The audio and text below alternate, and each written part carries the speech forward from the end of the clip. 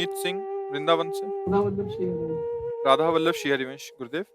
गुरुदेव, श्री जी की शरणागति से पूर्व मैं काशी में भगवान बुद्ध द्वारा बताए गए विपश्यना ध्यान पद्धति से जुड़ा था। अब श्री जी की शरणागति के बाद विपश्यना ध्यान पद्धति को राधा वल्लभी उपासना से कैसे जोड़ूं? कृपया मार्गदर्शन करें। सत्संग में नहीं सुना क्या? कई बार हमने कहा है कि भजन को एकाग्रता पूर्वक करने के लिए उसमें तो एक ही पद्धति, हम तुम्हें कई पद्धति बताई, जैसे श्वास धीरे धीरे, राधा वल्लभ श्री हरिवंश, राधा वल्लभ श्री हरिवंश, राधा वल्लभ श्री हरिवंश, श्वास खींचे छोड़ दी, राधा वल्लभ श्री हरिवंश, एक ये पद्धति। एक दूसरी, राधा वल्लभ श्री हरिवंश, राधा वल्लभ श्री हरिवंश, राधा वल्लभ श्री हरिवंश, भर लिए पर रोक लिए, छोड़े नहीं, कुछ नाक वाक पकड़ने की जरूरत नहीं। अब जितनी देर रोक सको, फिर छोड़ दिया, राधा वल्लभ श्री हरिवंश, राधा वल्लभ श्री हरिवंश, ये दूसरी पद्धति। तीसरी पद्धति, छोड़ दिया, अब रोक लिया, बिल्कुल अंदर नहीं लिया, एकदम खाली कर दिया और रोक दिया। अब जब प्राण व्याकुल होंगे, जब कस के व्याकुल फिर लिया, फिर छोड़ दिया, फिर रोक दिया। इन पद्धतियों से प्राण सूक्ष्म होता है और ये कोई पद्धति करने की जरूरत नहीं। राधा वल्लभ श्री हरिवंश, वो प्राण अपने आप सूक्ष्म हो जाएगा। समझ रहे हैं? ये प्रेम पद्धति है, इससे बढ़कर कोई पद्धति नहीं। प्रेम ऐसा मन को, प्राण को, सबकी धज्जियां उड़ा देता है। प्रेम भगवान को भी अधीन किए। भगवान का एक नाम जानते क्या? प्रेमाधीन। पीछे पीछे भक्तों के डोलते हैं, जैसे बछड़ा आगे चले ना तो गाय पीछे रंभाती आती है, भक्तन पीछे यो फिरत जो बछड़ा संग गाय। कोई भी पद्धति ऐसी नहीं है जो प्रेम प्रदान न कर सके। जो कुंडलनी जागृत योग्य से होती ना, प्रेम की जब आंच बढ़ती सब अपने आप जाओ। उसमें तो अगर चूक गए तो भ्रष्ट भी हो जाओगे। कुंडलनी अगर टेढ़ी हो गई तो महाभोगी बन जाओगे। कुंडलनी अगर जरा सा उसका मार्ग अवरुद्ध हो गया, बड़े बड़े रोग हो जाएंगे। इसमें कुछ नहीं, राधा राधा, सब शक्तियां अपने आप जागृत हो रही, और ये भागवती विधान से जागृत हो, इसलिए तुम्हारी इसमें ये नहीं कि वो बिगड़ जाएगी। शांत त्रिकालज्ञ हो जाता है, सर्व ज्ञान, सब सिद्धियां प्राप्त हो जाती है। भजन करो।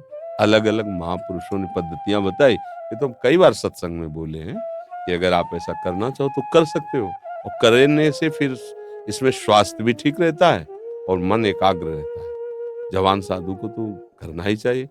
हम तो ये सब संन्यास मार्ग में थे तो ये सब करते ही थे, पर इसका अगर ना भी करे ना तो नाम अधिक से अधिक लेने के लिए जब हम लोभी बनेंगे ना तो एक श्वास में हम अधिक से अधिक नाम जप शुरू किया। हम नाम लेते चले जा रहे, नाम छोड़ते चले जा, अपने आप वही क्रियाएं सब हो रही। हमारा लक्ष्य वो क्रिया नहीं, अधिक नाम जप करना है, इसलिए हमारी भक्ति बढ़ रही और वो सब अपने आप हो। और जहां प्रेम का आवेश होता है तो जो एक समाधिस्थ महापुरुष के लक्षण होते हैं सारे उसके प्राप्त हो जाते हैं। शरीर शिथिल, शांत, हिलन डुलन खत्म, मन एकदम डूब रहा, आंख खुली है या बंद है, मन तदाकार रूप, प्राण स्पंदन अपने आप थमा, अपने आप सारी की सारी चेष्टाएं ठप होती चली जा रही। समाधि में तो निर्विकल्प समाधि की दशा होती, प्रेम में मृत्यु दशा होती। मरा हुआ आदमी कैसा होता है? प्रेम की आखिरी दशा मृत्यु दशा वर्णन, जैसे समाधि की आखिरी दशा निर्विकल्प समाधि, ये उड़िया बाबा को प्राप्त होती। एक बार उड़िया बाबा के दर्शन करने कुछ लोग गए और समाधि में बैठे थे, आँख खुला ऐसे, तो बस वो आए, बोले बाबा पधार गए। तो एकदम घबराहट पैदा हुई। मोहनपुर में थे तो सब लोग गए नजदीक, तो वो लोग सब रोज देखते थे बाबा की स्थिति को, नजदीक जाके से दाढ़ी नहीं चली, आंख देखा तो आंख ऐसे बोले स्थिति तो शव की तरह है, पर बाबा समाधि, प्राण स्पंदन नहीं हो रहा, प्राण स्पंदन नहीं हो रहा, शांत, कोई हिलन डुलन पलक झपना कुछ नहीं। 18 घंटे बाबा की ऐसी स्थिति, ओम शांति, अलौकिक सब। इससे भी बढ़कर प्रेम की स्थिति मृत्यु, मृत्यु दशा, आखिरी दशा मृत्यु दशा। आपको लगेगा मर गए, नहीं, मरता नहीं। प्रेम की आखिरी दशा, प्रेम सबसे महाबली, इससे बड़ा कोई बलवान नहीं। जो हरि को भी बांध के रखता है वो है प्रेम। नहीं, देखो भक्तों के पीछे डुलते भगवान, भक्तों की लंगोटी धोते माधवदास जी के प्रेम में, भक्तों के लिए रथ हाँक रहे, भक्तों के लिए पैर दबा रहे, तो ये हुई ना प्रेम कितना बली है कि भगवान से क्या करवा रहा है। जगत का दाता भीख मांगने जा रहा है, बलि के दरबार में, और छोटा बन के जा रहा है, बामन बन करके जा रहा है। ये क्या हो रहा है? प्रेम।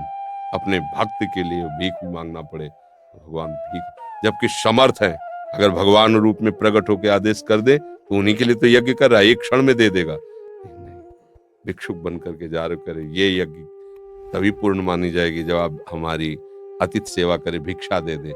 बोले हम बहुत संतुष्ट ब्राह्मण हैं, हमें 3 पग भूमि दे दो। छल कर रहे ना, नपना लेके इतना बड़ा गए बामन रूप, जब उन्होंने कहा दिया तो ऐसा फैला लिया ब्रह्मलोक तक, एक ही पैर चला गया। ये लीला बिहारी। तो हमें लगता है जैसे महादेव जी की कृपा से आप प्रेम मार्ग में आ गए, तो अपने मार्ग को पकड़े, सब मार्ग को ऐसे राधे राधे, क्योंकि हर बात वही है। चाहे जिस संप्रदाय की बात लो, आप पूछो तो शब्दावली अलग अलग है, बल्कि प्रक्रिया तन्मय होने की है। अपने मन की वृत्ति को अपने आराध्य देव में तन्मय कर दो, सब जगह की बात है। ज्ञान में भी है, ब्रह्माकार वृत्ति कर लो, भक्ति में भगवदाकार कर लो, और यहाँ निकुंज में है प्रेम में कर लो। वृंदावन प्रेम धाम, प्रियालाल से प्रेम हो जाए, प्रेम ही प्रेम हृदय में हो जाए।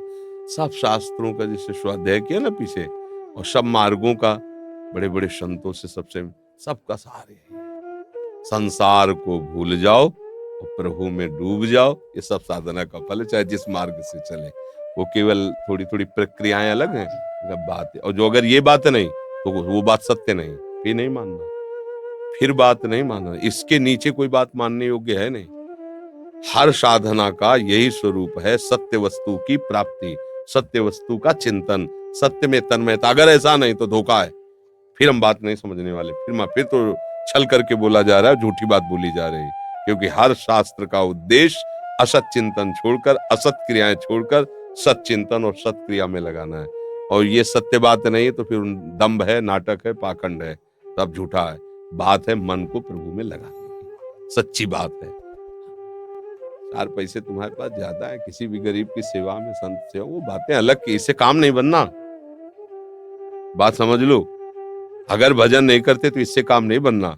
हाँ, आपने उनके दान पुण्य में दिया है तो 1000 के 1 लाख मिल जाएंगे। भगवान बड़े दाता है, देखा कि हमारे भक्तों के लिए काम नहीं बनना। इनसे प्रकृति की वस्तुओं से काम नहीं बनना, काम बनता है प्रकृति के चिंतन के त्याग से। परमात्मा चिंतन, असलियत बात जो है वो परमात्मा चिंतन, वो सब कोई कर सकता है, इसमें किसी पैसे की जरूरत नहीं।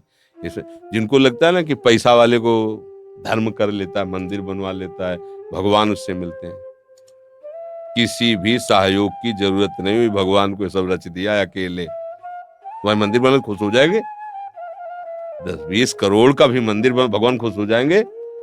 अनंत ब्रह्मांडों का सृजन सेकंड में किया है, वो खुश होते तुम्हारे प्रयास से। तुम भगवान को खुशी करना चाहते हो, ये बात देख के वो खुश होते हैं। तुम भगवान का चिंतन करते हो, इस बात, तुम भगवान के हो, इस बात से भगवान खुश। इससे आपकी घर में सारी संपत्ति है, सब कुछ है, आपकी ही संपत्ति से ही बच्चे पोष पाले जा रहे हैं। घर में कुछ भी बना, वो लेके आया, पापा उसको खाने को मिला, वो नहीं, वो ला के आया, तुम्हारे मुंह तुम्हें कैसा लगेगा? एकदम हृदय शीतल हो जाएगा। ऐसे दुलार कर, बस यही बात है। हमारे पापा का पूरा संसार, पिताजी का सारी सामग्री उन्होंने ही हमें दी। पर जब हम ऐसा प्यार करते ना कि कोई भी वस्तु बनी ना, तो पहले प्रभु को भोग लगाते, प्रभु तो दुलार करते, अच्छा हमें प्यार करते हो, सदैव सुखी रहो। वही वस्तु, भोग सामग्री, भगवान की प्रसन्नता भगवान को नहीं चाहिए, वो तो लाके तुम्ही को दिया भाई। तुमने जो प्यार दिखाया, भाव दिखाया, इस पे वो रीझ जाते। तो ऐसा भगवान को इन वस्तुओं की जरूरत नहीं, एक भाव की जरूरत है। और इन सब साधनों का एक फल है भगवत चिंतन। हर समय प्रभु का चिंतन होता है, समझ रहे ना?